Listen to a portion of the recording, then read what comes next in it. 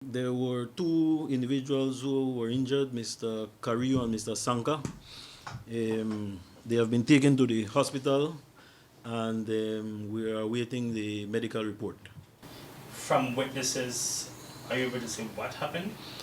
We will await the investigation because the Social Security and Insurance Company has to do the investigation. We don't want to prejudice the gentleman. In terms of their status now, how are they doing at the K.H.M.H? From the reports we have that they are in reasonable health and they are being reviewed by the doctors, X-ray and the normal triage that is done. Okay, and in terms of injuries, are you able to say what sort of injuries they received?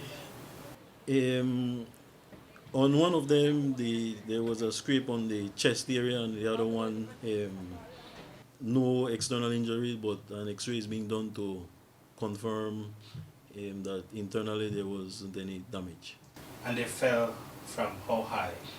It's the second floor, so that height would be between 15 and 20 feet.